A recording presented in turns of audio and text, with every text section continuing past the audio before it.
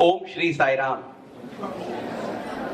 I offer my most humble pranams at the lotus feet of beloved Bhagawan. Dearest Swami, respected elders, dear brothers and sisters. There are hundreds of things that we could have done. We have chosen to spend our time thinking about Swami, reminiscing beautiful times, and focusing on the most important purpose, or shall I say the only purpose of life. Anything else in life is at best a distraction. That's all. 1986. The whole world was excited. At the same time, the whole world was not excited also. What do I mean by that? 1986 was the year when Halley's Comet would be making its appearance after 76 years. We all know comets. They keep flying around. Halley's Comet is probably one of the very few comets that keeps regularly occurring. Every 76 years, approximately. And therefore, it is one of the most widely studied comets. And for people in the field, it is a great exciting event to be able to witness the comet. It had come previously in 1910. Of course, it's discovered by Mr. Halley. That's a recurring comet. That's why he has given his name. But if we look at the historical records, this comet has been studied even 2000 years back. People have kept track of this comet, and it's a once in a lifetime event. You miss it, that's it. You can't see it. Maybe your children can see it, that's it. So the Halley's Comet is received with a lot of anticipation, and at the same time, many people don't even know Halley's Comet. That's also there. So, the different reactions to the Halley's Comet can be captured by the two extremes and all the intermediate positions. So one extreme, let us take the researchers at the Raman Institute in India. They are looking forward. This is a lifetime event. So eager. Oh, I have waited 40 years for this. I have waited 50 years for this. Oh, I'm so lucky. I have just got into the institute now and wow, it's going to come. So everybody is excited, different ages. That is one extreme. And we have the other extreme. Let's take Tom, Dick and Harry in London. Three friends. Eating some potato, drinking some Coke. What's this Halley's Comet all about? Oh, it's a lifetime event. How is it more exciting than drinking Pepsi and eating potato chips? This is so great fun. Eat and sleep. What's the big deal about it? No, they say that you have to experience it to feel it. It can't be explained. This also you have to experience to feel. There's the crunching of the potato chips in the mouth. And then the bed on which I sleep. To hell with Halley's Comet. So Halley's Comet came. In 1986, the Halley's Comet came and it went. Nothing happened to Tom, Dick and Harry. And at the same time, that's why I say there was no excitement, nothing at all. Any other day it is. But at the same time, it was a fulfillment of a lifetime for the researchers at Raman Institute. My life is sanctified. I need nothing else. I have witnessed and studied the Halley's Comet. Because it's a once in a lifetime event. The Halley's Comet comes once in 76 years. Some of us may see when it comes next. And it generates such responses, and all other responses are in between these two extremes of absolute apathy and devotional purpose of life. Those are the two extremes. Everybody else's reaction is somewhere in between. This is for an event that occurs once in 76 years. Now imagine an event that happens once in 760 years. Imagine an event that happens once in 76,000 years. Imagine an event that happens once in millions of years possibly. That is the kind of event we have been lucky to witness and know about. What will our reaction be? Will we chomp on our potato chips and drink and have drinks thinking what's so big deal about it?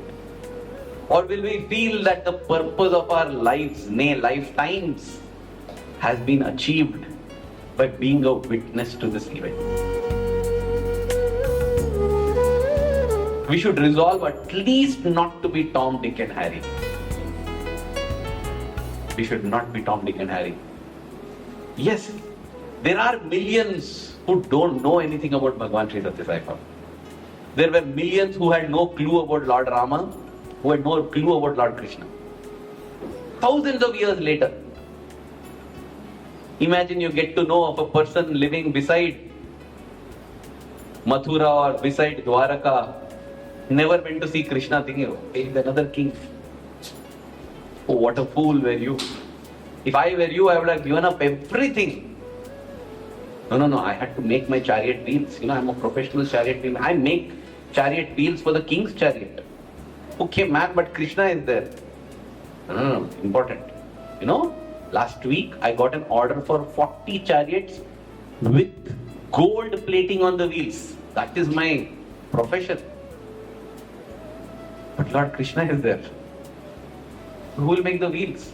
I have a family to take care, I am known as the best chariot wheel maker in this whole region. Do you know his name? Do any of you know his name? Like I was sharing with Brother Bhaskar yesterday. When he said, we are so small.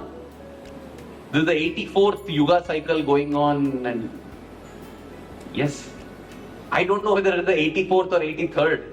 Because for me to feel small, I don't need the Yuga cycle. As I said, the Bangalore airport was enough. I'm thinking so much about myself. I'm a Sai student. I've dedicated my life for Swami. I'm this, I'm that, and all the introduction. Nobody even glanced a second look at me at that airport. Nobody. If I were to just disintegrate there, the world wouldn't have noticed also. That is our significance. And we spend our time gathering that. As I continued on that line of thought, I thought, if I disintegrate here this moment, nobody in Bangalore airport may possibly notice. But by tomorrow, I will be missed in Singapore. By day after, I will be missed in Asia. In 3 days' time, I will be missed all over the world. Why? Simply because of Swami's love and grace, in some small way, I have associated myself with Swami. Even in a worldly sense, the only thing that will matter is our association with Swami. The golden chariot wheel maker, we don't know. But we know the poor Sudama, because he was touched by Krishna. There's a beautiful bhajan. Bhagata vatsal tero naam o sai. That bhajan begins with an alap. I may not be able to sing like our wonderful brothers and sisters here. But it goes, Har pal har kshan भूल करे हम पग पग ठोकर खाए एक पग आगे दो पग पीछे साए तुम तक कैसे आए. It means every moment of my life I make mistakes. I face obstacles. I take one step towards you and take two steps away from you. How will I ever reach you, my Lord? How will I ever reach you there? But the beauty of the Hindi language is that the same lines have another meaning. Har pal har kshan bhool kare hum. Every moment I make mistakes, pag pag thokar khaye. I face obstacles. Ek pag aage, one step forward. Do pag piche, two steps backwards. Tum tak kaise aaye. Now this is a beauty. It can mean one can be a tragic, depressed call. How will I reach you now? The other can be an astonished expression. Lord, every moment I've been doing mistakes. Every moment I've been facing obstacles. For every step I take forward, I'm taking two backwards.